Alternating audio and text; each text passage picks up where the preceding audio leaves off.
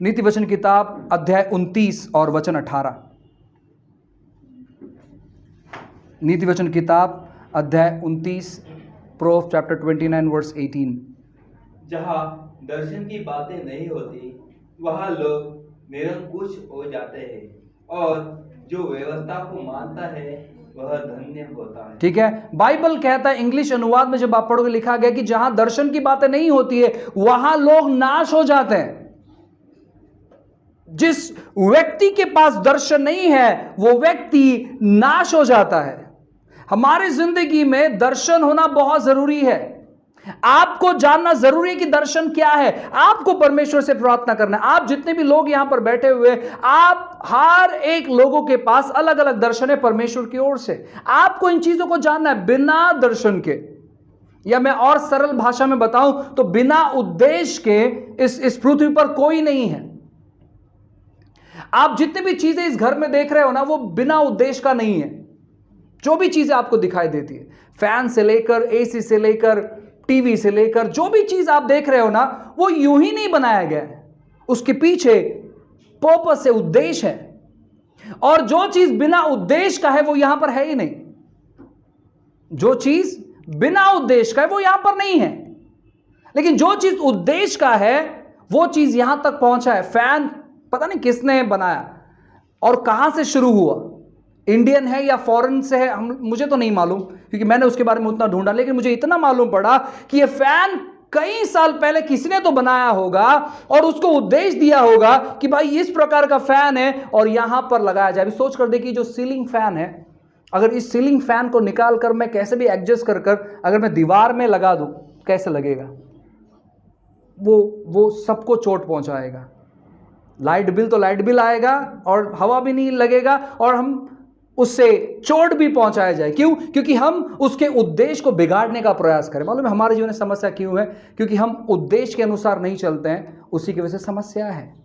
उसी की वजह से खुद भी दुखित होते हैं और दूसरों को भी दुखित करते हैं, क्योंकि उद्देश्य नहीं समझने की वजह से। हमारे जिंदगी में उद्देश्य होना बहुत जरूरी। जितनी भी चीजें आपके घर में, उन सभी चीजों के उद्देश्य है। और जब हम उस उद्देश्य को बिगाड़ने की कोशिश करते हैं, एग्जाम्पल, आपके घर में फ्रिज है, आप फ्रिज का इस्तेमाल फ्रिज के तौर पर नहीं करते हुए आप अलमारी के जैसे इस्तेमाल करते हो फ्रिज का। आपका मंथली सैलरी आता है, आप फ्रिज में रख देते हो, फ्रीजर में रखते हो।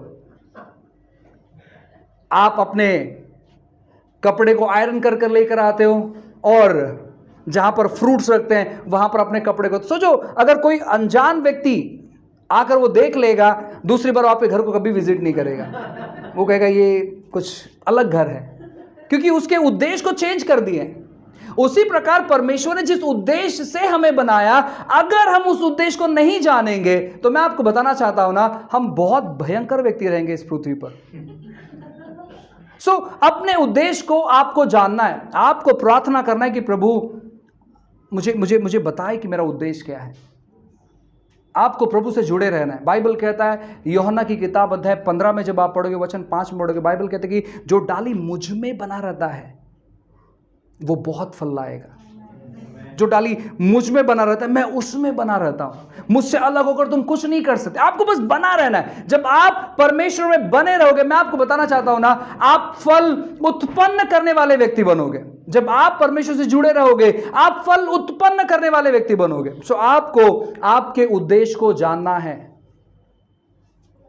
आखिरी चीज और फिर हम खत्म करेंगे, वो है मत्ती की किताब अध्याय 28 वचन 18-19।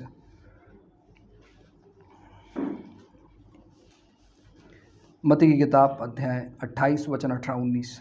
यीशु ने उनके पास आकर कहा, स्वर्ग और पृथ्वी का सारा अधिकार मुझे दिया गया है, इसलिए तुम जाओ, सब जातियों के लोगों को चेला बनाओ और उन्हें पिता और पुत्र और पवित्र आत्मा के नाम से बपतिस्मा दो। ठीक है, अब इन वचनों को हम मिशन कहते हैं।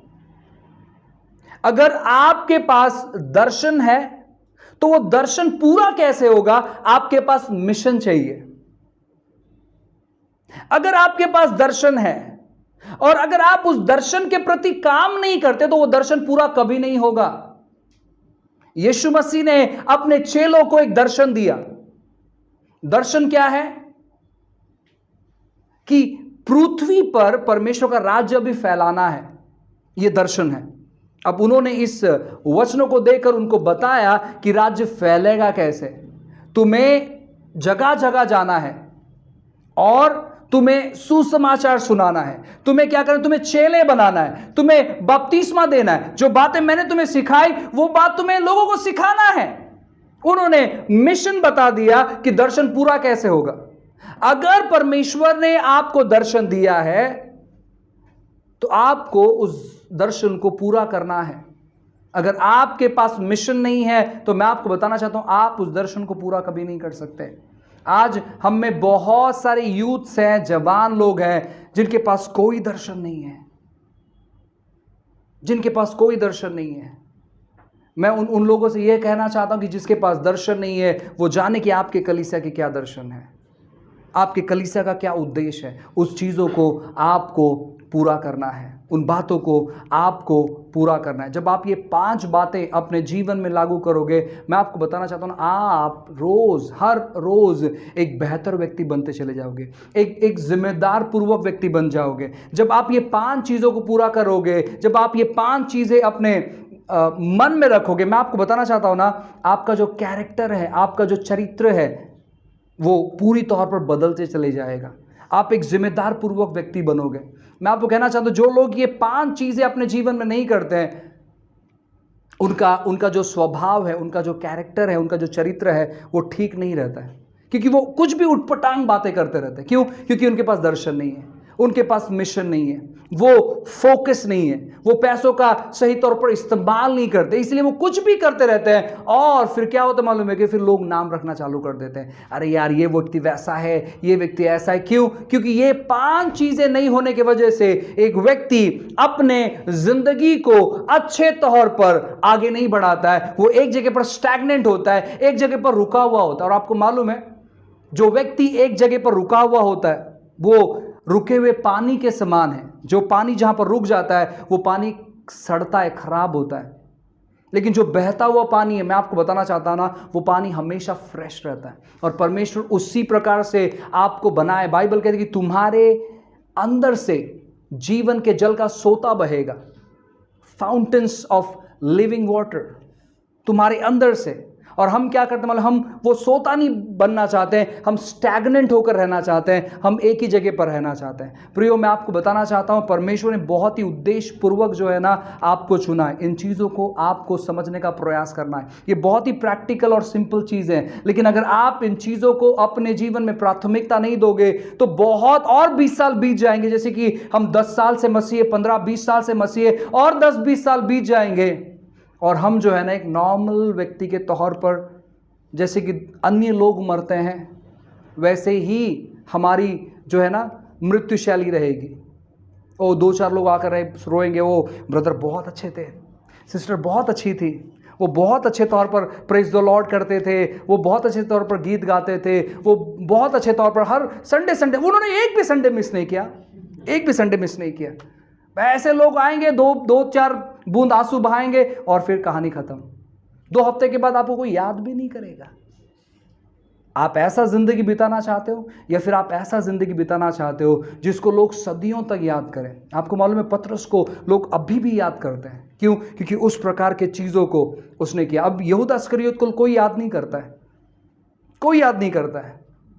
मुझे नहीं लगता है कि कोई भी व्यक्ति यहूदा इस्करियोत को लेकर एक क्या कहते हैं ना अद्भुत उदाहरण के तौर पर प्रचार किया होगा। उसका जिक्र जब भी आता है तो एक ही चीज सामने आता है, वो चोर था। एक ही चीज सामने आता है। तब जब लोग आपके बारे में सोचे तो लोग किस प्रकार सोचना चाहिए, आप किस प्रकार की छाप लोगों की जिंदगी पर छोड़ने पर है, ये आपके ऊपर डिपेंड है। हालेलुया। आइए हम सब लोग खड़े हो जाएंगे।